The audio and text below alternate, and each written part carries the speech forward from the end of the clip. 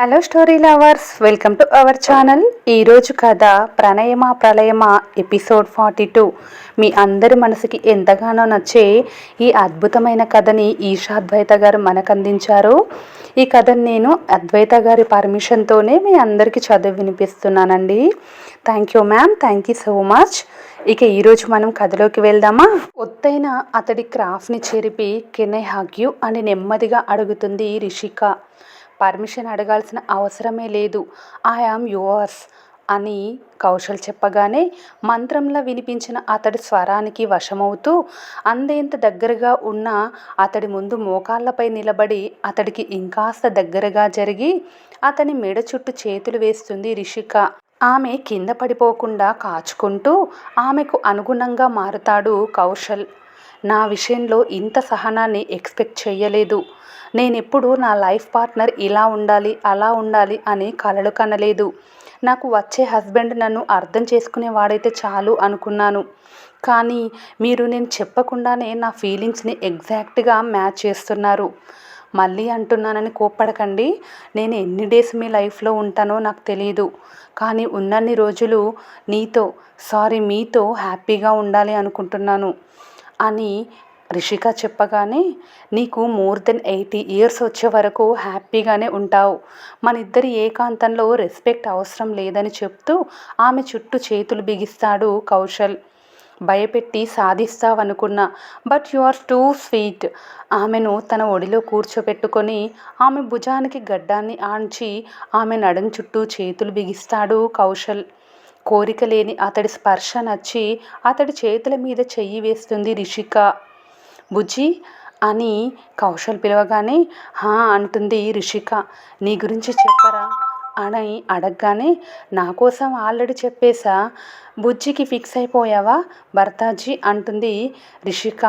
నువ్వు బుజ్జిగా ఉన్నావు, నిన్ను చూస్తే నాకు అదే స్ట్రైక్ అవుతుంది అని కౌశల్ చెప్పగానే చిన్నగా నవ్వుతుంది రిషి. నువ్వెక్కడ జాబ్ చేస్తావు కౌశల్ అని రిషి అడిగితే, తెలీదా అంటాడు కౌశల్. తెలీదు అనగానే, అసలు నువ్వేం జాబ్ చేస్తావో కూడా తెలియదు నాకు అని అంటుంది రిషిక. నువ్వేం ఎక్స్పెక్ట్ చేస్తున్నావు అని కౌశల్ అనగానే, జయబావల సాఫ్ట్వేర్ అనుకున్నా. తనైతే అస్సలు ల్యాప్టాప్ కూడా ఓపెన్ చేయడు. నువ్వు మాత్రం 24/7 ల్యాప్టాప్ ముందే ఉంటావు. నీకు వర్క్ ప్రెషర్ ఎక్కువగా ఉంటుందేమో కదా అని అడుగుతుంది రిషిక.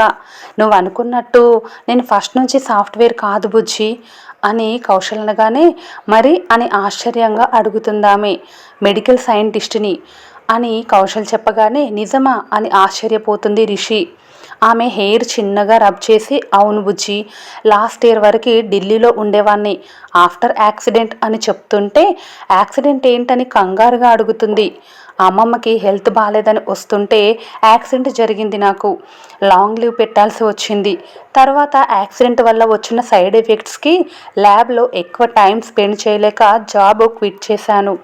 ఫస్ట్ కెమికల్ లెక్చరర్గా జాయిన్ అవ్వాలనుకున్నాను, బట్ నాకు నాయిస్ పడదు. ఎక్కువసేపు మాట్లాడితే హెడ్ఏక్ వస్తుంది.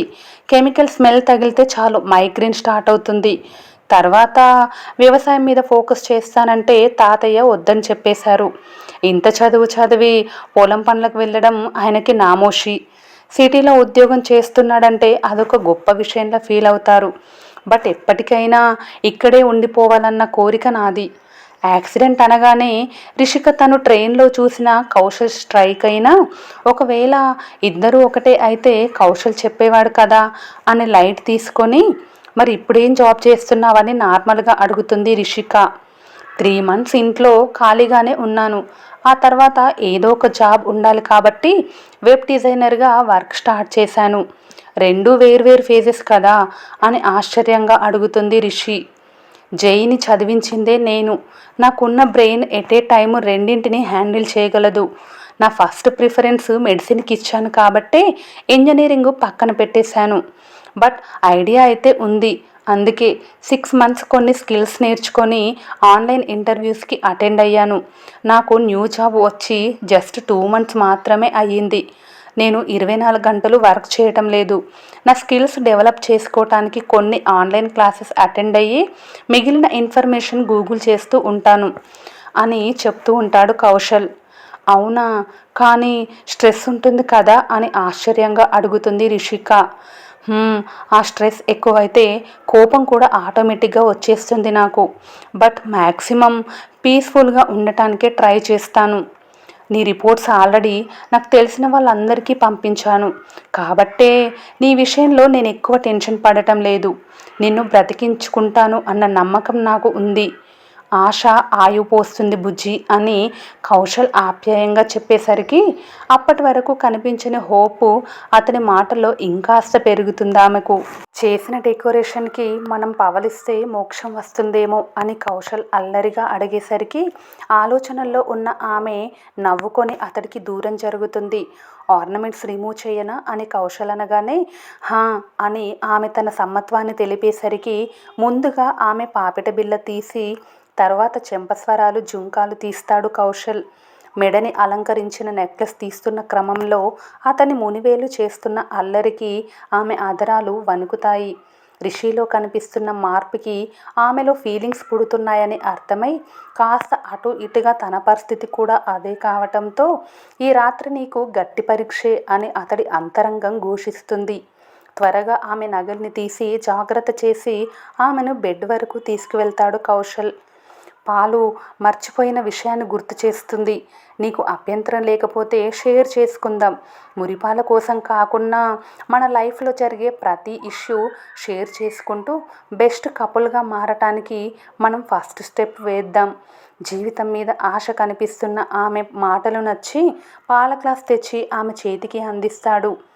ఫస్ట్ నువ్వు బుజ్జి అని ఆర్గ్యుమెంట్స్ తర్వాత నేను పేషెంట్ని, నా ఎంగిలి నువ్వు తాగటం నాకు ఇష్టం లేదు అని అంటుంది రిషిక. నేను అలా ఫీల్ అవ్వటం లేదంటూ గ్లాసు ఆమె పెదవులకు అందిస్తాడు. ఆమె ఒక సిప్ చేసి వదలకుండా సగం తాగించి అప్పుడు తన మిగిలిన సగం ఫినిష్ చేస్తాడు కౌశల్. తన ఎంగిలి అతను టేస్ట్ చేస్తున్న ఫీలింగ్ ఆమెలో గూస్ బంప్స్ని కలిగిస్తుంది. ఇక ఇక్కడ అద్వైత్ ఎక్కడికి తీసుకెళ్తున్నావు అని సంయుక్త అంటుంటే టెర్రస్ పైకి అంటాడు జై. అక్కడికి ఎందుకు ఈ టైంలో? ఎవరైనా మనల్ని బయట చూస్తే వేరేగా అనుకుంటారు అంటుంది సంయుక్త. చూస్తే మనం అసలు రూమ్లోకి వెళ్ళలేదని చెప్పొచ్చులే అంటాడు జై. మళ్ళీ అబద్ధాలా అని సంయుక్త అంటుంటే ఇలాంటి చిన్న చిన్న అబద్ధాలు కూడా కౌంట్ చేశావంటే నేను టైటానిక్ షిప్ కంటే ఘోరంగా మునిగిపోవటం ఖాయం. దోమలతో ఈ రాత్రి కరిపిస్తావా ఏంటి అని సంయుక్త అంటే రాత్రి మొత్తం అవసరం లేదు, నిద్ర వచ్చే వరకు చాలు అంటాడు జై. నీకు నిద్ర రావడం లేదేమో కానీ నాకు నిద్ర వస్తుంది, నేను చాలా టైర్డ్ అయిపోయాను అని సంయుక్త అనగానే ఇప్పుడు అలాగే అనిపిస్తుంది యుక్త, కానీ రూమ్లోకి వెళ్తే నిద్ర రాదు అంటూ తన ఉయ్యాల్లో కూర్చొని తన పక్కన ఆమెకు ప్లేస్ ఇస్తాడు.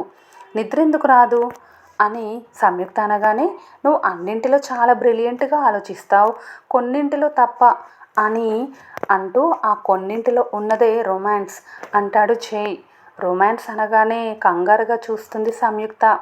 టెన్షన్ పడకు యుక్త, నా దగ్గర నీకెందుకంత టెన్షన్, నేను చెప్పేదాన్ని క్యాజువల్గా చూస్తూ విను అంటాడు. ఇది వరకు ఒకరి మీద ఒకరికి ఎటువంటి ఫీలింగ్స్ లేవు, కేవలం మన రిలేషన్ ఫ్రెండ్షిప్ మీద బేస్ అయ్యి ఉంది. కానీ ఇప్పుడు నువ్వు ఒప్పుకున్నా ఒప్పుకోకపోయినా ఇద్దరి మధ్యలో ఫీలింగ్స్ స్టార్ట్ అయ్యాయి.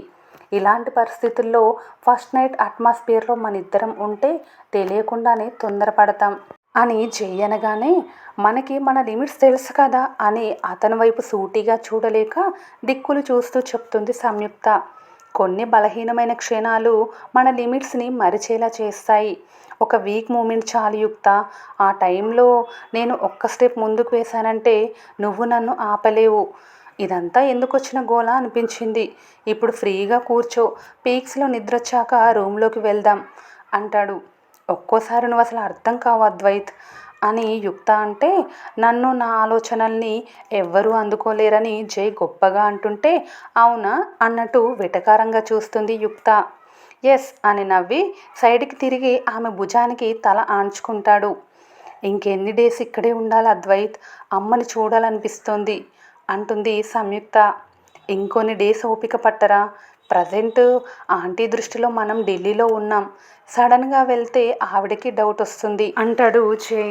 చుట్టూ ఎవరో ఒకరు ఉంటున్నారు. పైగా నేను శారీలోనే ఉండటం వల్ల ఈ గెటప్లో అమ్మకి వీడియో కాల్స్ కూడా చేయలేకపోతున్నాను. తను బయటపడటం లేదు కానీ చాలా బెంగ పెట్టుకుంది నా మీద. తన హెల్త్ ఎలా ఉందో అని ఒక్కోసారి నాకు చాలా భయమేస్తోంది అని సంయుక్త బాధపడేసరికి, మీ ఇద్దరి మధ్య ఫస్ట్ టైం ఇంత దూరం, అది కూడా నా వల్లే అంటే నాకు కూడా చాలా గిల్టీగానే ఉంది యుక్త. ఇవన్నీ ఉండకూడదని, ఆంటీకి బెటర్ లైఫ్ ఉండాలని నేను ఆలోచించాను. కానీ నీకేమో అది నచ్చలేదు. భరత్ అంకుల్ గురించి నీకు ముందే తెలుసా అని యుక్త అడగగానే, ఆయన గురించి నాకేం తెలుసు అని అంటాడు జై. ఆ రోజు నేను క్యాజువల్గా ఆయన్ని మామయ్యగా పరిచయం చేశాను.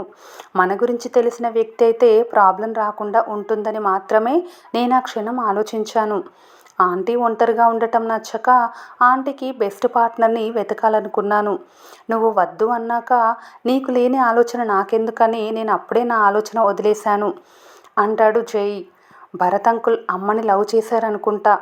1 సైడ్ ఆర్ 2 సైడ్స్ అన్నది ఇంకా క్లారిటీగా తెలియదు అని యుక్త అనగానే, నిద్రమత్తు ఎగిరేలా షాక్ ఇచ్చావు యుక్త. ఈ వింత ఎప్పుడు జరిగింది, ఇది నీకెలా తెలుసు అని అడుగుతాడు జై. వాళ్ళ మాటలు విన్నాను జై. క్లారిటీగా వినిపించకున్నా ఈ మాత్రం క్లారిటీ వచ్చింది. ఇదేదో గట్టిగా ఆలోచించాల్సిన విషయమే. రేపే మామయ్యతో మాట్లాడతాను. ఆయనకి తెలిసే ఉంటుంది. ఒకవేళ వాళ్ళిద్దరు లవ్ చేసుకున్నారని తెలిస్తే ఏం చేస్తావు యుక్త అని అడుగుతాడు జై. నా ప్లేస్లో నువ్వుంటే ఏం చేస్తావో నేను అదే చేస్తాను అంటూ దగ్గరగా ఉన్న అతని గుండెల్లో మొహం దాచుకుంటుంది భారంగా. ఇద్దరి మధ్య బిగి కౌగిలి లేదు, కేవలం స్వాంతన మాత్రమే. ఒకరి స్పర్శలో ఒకరికి తెలుస్తుంటే ఓ కాలితో నెమ్మదిగా ఉయ్యాలనూపుతూ ఆమె భుజం చుట్టూ చెయ్యి వేస్తాడు జై. హాయిగా అనిపించిన ఆ అనుభూతికి జైకి ఇంకాస్త దగ్గరగా జరిగి తన మనసును ప్రశాంతంగా మార్చుకొని నిద్రలోకి జారుకుంటుంది సంయుక్త. చిన్న నవ్వుతో ఆమె తల మీద ముద్దు పెట్టి నీలిగగనంలో స్వేచ్ఛగా విహరిస్తున్న జాబిలిపై చూపు నిలిపేస్తాడు జై. ఇక ఇటువైపు కౌశల్ రిషి విషయానికొస్తే, తన ఎంగిలి అతడు టేస్ట్ చేస్తున్న ఫీలింగ్ ఆమెలో గూస్ బంప్స్ని కలిగిస్తుంది. ఏమైంది అని ఒక్కసారిగా మారిన ఆమె ఎక్స్ప్రెషన్స్కి అల్లరి నవ్వుతో అడుగుతాడు కౌశల్. ఏం లేదని కంగారుగా చెప్పి బెడ్ కోసం తడుముకుంటూ 4 అడుగులు ముందుకు వేసిన ఆమె బెడ్ తగిలి వెనక్కి పడబోతుంటే ఆమె భుజం చుట్టూ చెయ్యి వేసి జాగ్రత్తగా ఆమెను వడిసి పట్టుకొని, అలవాటు లేని రూమ్లో ఈ ఫీట్స్ అవసరమా అని చిన్నగా మందలిస్తాడు. టాబ్లెట్స్ వేసుకున్నందుకు ఆమె హార్ట్ బీటు స్టడీగా ఉంది. కానీ లేదంటే ఈ పాటికి బుల్లెట్తో పోటీ పడేదే. నిద్రొస్తోందని కంగారుగా చెప్తున్న ఆమెను బెడ్ మీద కూర్చోబెట్టి కంగారు పడొద్దంటుంటే, ఇంకా కంగారు పడతావేంటని అడుగుతాడు కౌశల్. ఏమో కౌశల్, ఇప్పటి వరకు లేని టెన్షన్ మళ్ళీ స్టార్ట్ అయింది నాలో అని రిషి చెప్తుంటే, ఆమెను సరిగ్గా బెడ్ మీద అడ్జస్ట్ చేసి టెన్షన్ పడకుండా పడుకో, లైట్ ఆఫ్ చేయనా అని కౌశల్ అడిగితే, లైట్ ఉన్నా లేకున్నా నా కంటికి కనిపించేది ఒకటే రంగు అంటుంది రిషిక. కనిపించకపోతే ఏమైంది, నువ్వు ఫీల్ అవ్వగలవు కదా అని చెప్తూ బెడ్ లైట్ ఆన్ చేసి ఆమె పక్కన చేరుతాడు. మన స్కిన్ కూడా లైట్ని అబ్జర్వ్ చేస్తుంది అని కౌశల్ అంటే, లైట్ ఆన్ చేసిన దానికి ఆఫ్ చేసిన దానికి తేడా మీ స్కిన్ క్యాచ్ చేయగలదు. అవునా అని ఆశ్చర్యంగా అడుగుతుంది రిషి. ఈ విషయం నాకు తెలియదే అని తన టెన్షన్ను వదిలి అతనితో ఫ్రీగా మాట్లాడుతుందామె. సక్సెస్ఫుల్గా ఆమెను తన టెన్షన్ నుంచి డైవర్ట్ చేసిన కౌశల్, నేను ఇక్కడ పడుకుంటే నీకేం ప్రాబ్లం లేదు కదా అని చిరునవ్వుతో అడుగుతాడు. ఇది నీ బెడ్ కౌశల్, నాకేం ప్రాబ్లం ఉంటుంది. నన్ను కింద పడుకోబెట్టకుండా నీ బెడ్ మీద ప్లేస్ ఇచ్చినందుకు ఇన్ఫ్యాక్ట్ నేనే నీకు థ్యాంక్స్ చెప్పాలి అంటుంది రిషిక. ఇక్కడున్న ప్రతిదీ నీకు కూడా సొంతం రిషి, థ్యాంక్స్ లాంటి ఫార్మాలిటీస్ మన మధ్య అవసరం లేదు అని కౌశల్ అనగానే, ఇంత మంచిగా ఉండకబ్బాయ్ అంటుంది రిషిక. ఎందుకమ్మాయి అంటాడు కౌశల్. గ్రీన్ ఫ్లాగ్ హోల్డర్కే కాంపిటీషన్ ఎక్కువ, నువ్వు ఏకంగా గ్రీన్ ఫారెస్ట్లా ఉంటే కాంపిటీటర్స్ అల్లాడిపోతారు అంటుంది రిషి. నాకు అర్థం కాలేదు అని కౌశల్ అనగానే, ముందు ముందు నీకే అర్థమవుతుందిలే అని నవ్వుతూ చెప్పి కళ్ళు మూసుకుంటుంది రిషి. మెత్తగా తాకిన పూల పాన్పు ఆమెను మధురలోకంలోకి తీసుకువెళ్తే ఆ సుగంధ పరిమళాల నడుమ ఆమెకు కాస్త దూరంలో పడుకున్న కౌశల్ ఆమెతో సుమధుర స్వరాలను తన స్వప్నలోకంలో ఆలపిస్తాడు. ఫ్రెండ్స్, ఈరోజు ఈ వీడియో పైన మీ విలువైన అభిప్రాయాన్ని కామెంట్ రూపంలో తెలియచేయండి. అలాగే స్టోరీ నచ్చితే ప్లీజ్ మన ఛానల్ని లైక్ చేసి సబ్స్క్రైబ్ చేసుకోండి. Thank you for watching.